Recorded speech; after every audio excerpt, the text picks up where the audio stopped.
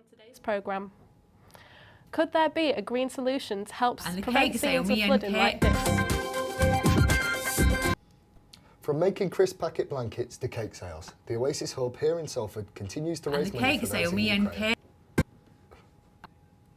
And the cake sale, me and Kate just sort of came up with it last week and thought we could do a cake sale. Teachers, students could come down, they could see what we're doing with the crisp packets, buy a cake on the break and raise a bit of money. A new scheme is being tested in Salford in finding a natural way to reduce the damage caused by floods. Greater Manchester was battered by 4 named storms over the winter, with flooding in parts of the region. Our reporter Rin Monk went to speak to those whose houses have been affected by the floods. Say from the doors, halfway up the second panel, that was where the water was. On Boxing Day 2015, Debbie's house was one of the thousands in Salford hit by historical floods. The water caused £80,000 of damage and took more than 5 years to fix. I see you. Now her and Bobby's home is safe and dry. Everything happened so fast. You didn't have time. It was just a case of grab what's important, which to us was the dogs, and just run upstairs, and that was it. There's nothing we could have done.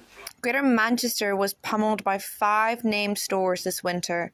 To help avoid a repeat of the 2015 floods, authorities Greater Manchester are looking to nature to help. The climate change impacts we expect, which are partially already there, like the urban flooding impacts.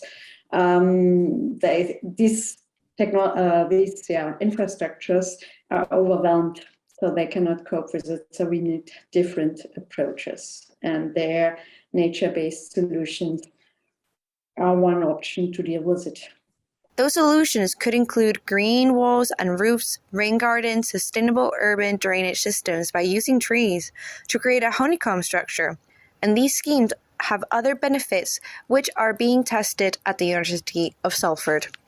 So we have existing university buildings, we have existing walls that we develop the performance of through the addition of a layer of green infrastructure, which is the green walls in case of walls. So for example, with the green wall, we can increase the insulation of the building envelope.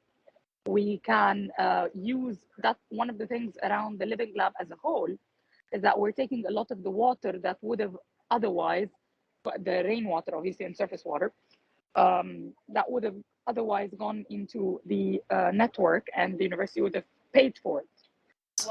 And these nature-based solutions give Debbie a peace of mind. Up to now, yeah, we've got the wetlands, so I think that's out. Because I think the last time it rained really bad, if we hadn't had that, we'd have flooded again. Survivors are said to be emerging from the ruins of a theatre bombed by Russia in Mariupol in Ukraine.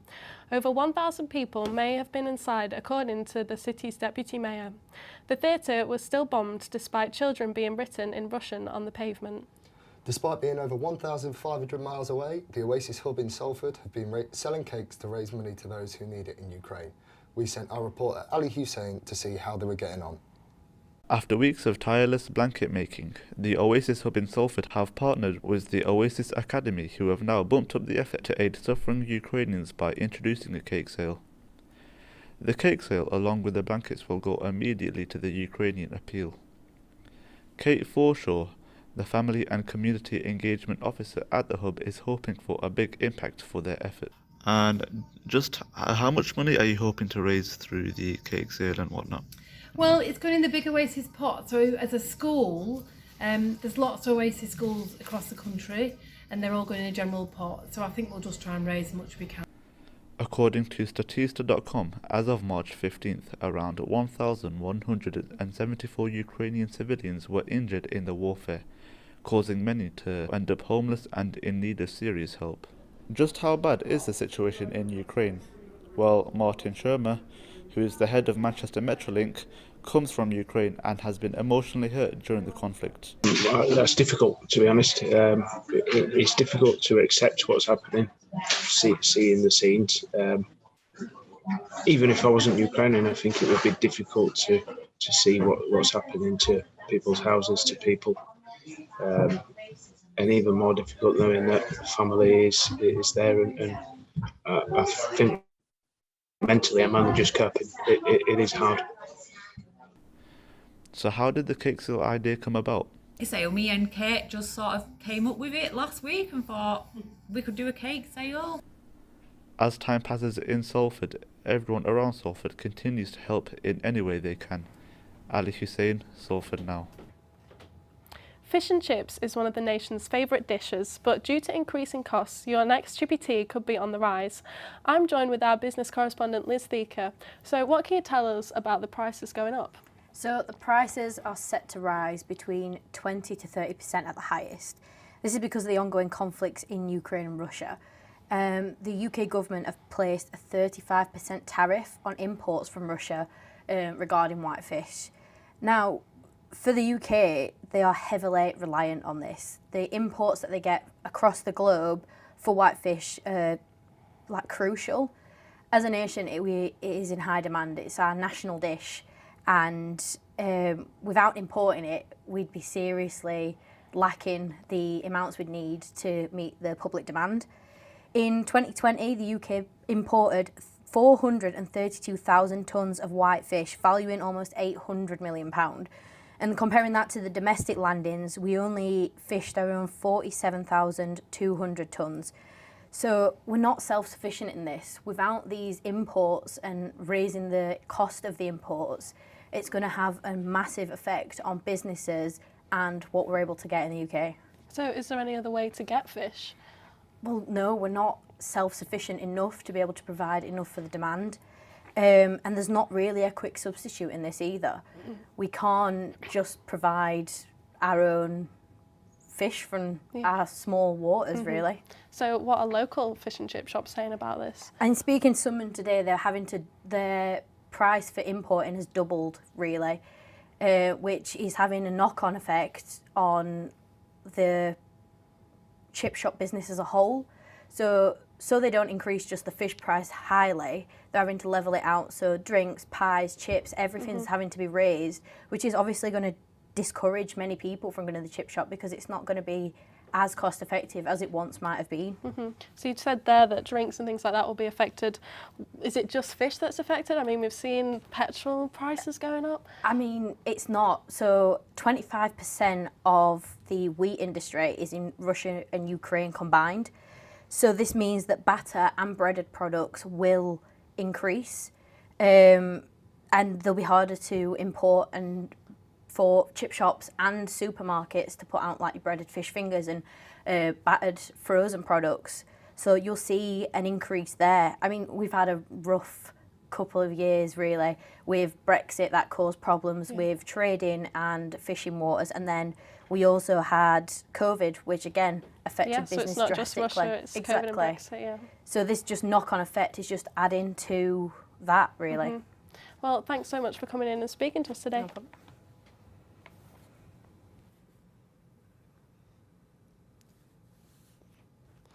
Thanks, Liz. For the first time, Comic Relief is being filmed in Salford. Tomorrow night, some of the UK's best-loved comics are gathering to raise money for poor and disadvantaged people in the world's poorest communities, including those affected by the Russian invasion of Ukraine. Our reporter Sam Taylor is live outside the Dock 10 studios now. Sam.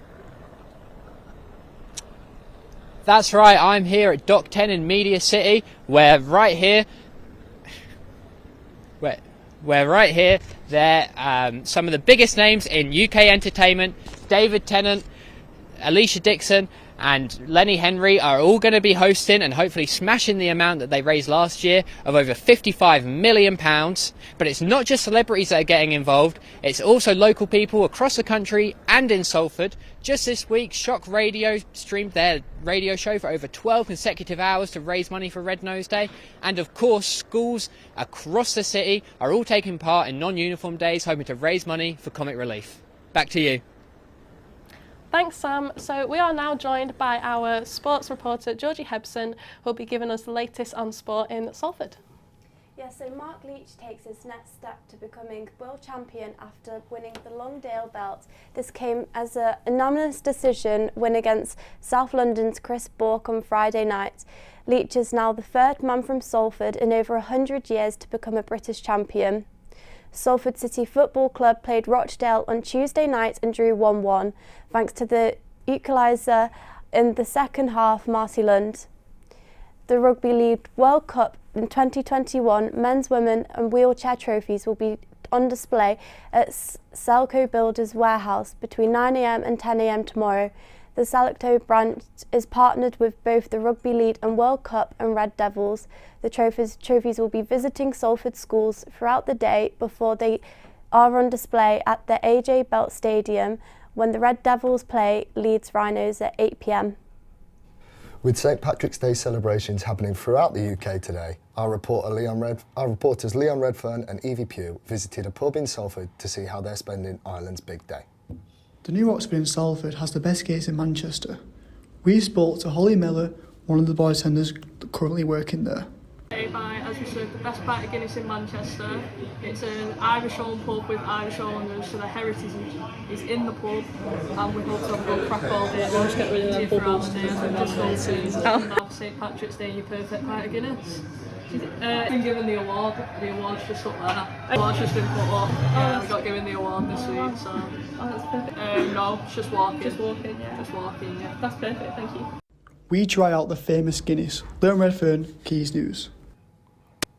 That's all we've got time for today. I hope you enjoy your St Patrick's Day. I've been Jessica Mason. And I've been Liam O'Donnell. Goodbye.